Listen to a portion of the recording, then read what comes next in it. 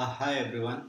We will going to see some basics about circles. So we'll start with circles introduction. So we see in our daily life we see a lot of circular objects. Some of them are shown here: a wheel, a clock, and a coin.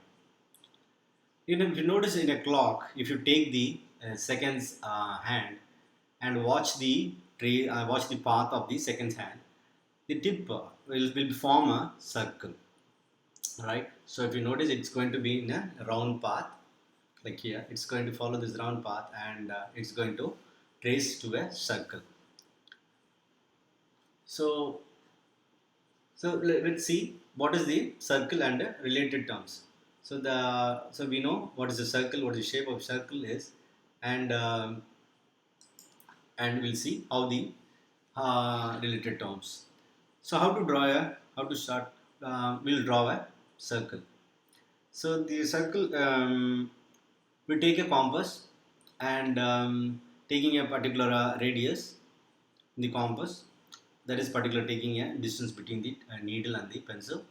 We fix the radius, and we keep a fixed point. Here we are keeping in the fixed point as A, and we drawing the circle. Right? We trace the path of the pencil, so which we arrive at a circle. So based on that, we can have a definition of the circle. The collection of all the points in a plane which are at fixed distance from a fixed point. I repeat, it is a collection of all the points which are a fixed distance from a fixed point. That is the definition of circle. The fixed point, we know that is the radius. That's the radii, and that is going to be fixed. That is going to be equal distance from the fixed point, right? And radius is used in two senses. One is it is the line segment. Here it is the line segment. You can name it as OE. And the radius is also another sense. It is used as the length of the circle, the radius of the circle.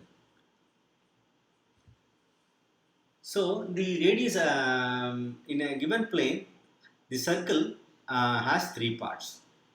One is the interior, this is the inside, that is inside part. Then and the second one is the circle, and the third one is the exterior or the outside, right? So that's the three parts. Now we see some what is a chord is. Chord of a circle. The chord of a circle is nothing but when you take 2 points P and Q, when you connect it, that forms the chord of the given circle. The chord passes through the if the chord passes through the diameter, passes through the center, then we call it as the diameter of the circle. The diameter represents the longest chord, and it's equal to the twice the radius. The diameter is twice the radius. As well as the chord represents the diameter represents the length as well as the line segment. Here PB is the given diameter. A piece of the circle. So we'll see what is an arc is. So I have taken a piece of the circle, here PQ, and P and PQ are the 2 points on the circle, and this forms the minor arc. This region, this small piece of circle is called the minor arc PQ, and the other part, the major part, is called the major arc PQ. This is represented by PQ with a symbol on top of PQ. The major arc I am going to represent by PRQ. R is nothing but one more point on the circle. So again represented by an arc PRQ. If the P and Q are ends of the diameter, let's say P and Q becomes the diameter, then it is called the semicircle.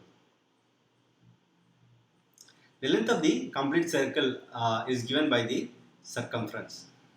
So circumference is nothing but the total length of the circle. So now we have seen chord, arc and circumference. Let's see what is a segment is. Let me take a chord PQ, and either of its arc is called segment. So I have taken a chord PQ. I'm going to highlight it, and this is the minor segment. I'm going to highlight that also.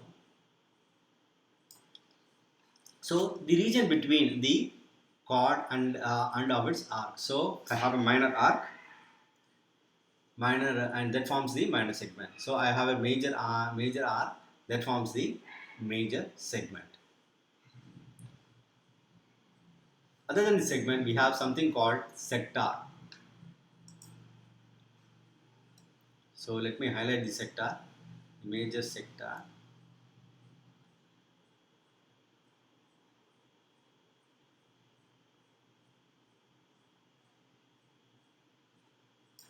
The region between the arc and the two radius joining the center. So if you notice here, we have OP and OQ are two radius joining the center to the circle. So if you take these two chords and the region adjoining the arc, then we call it as a sector. The major region is called the major sector, and the minor one or the small one is called the minor sector. When the two arcs are equal, if the two arcs are equal, then it becomes the semicircle because they are obviously equal.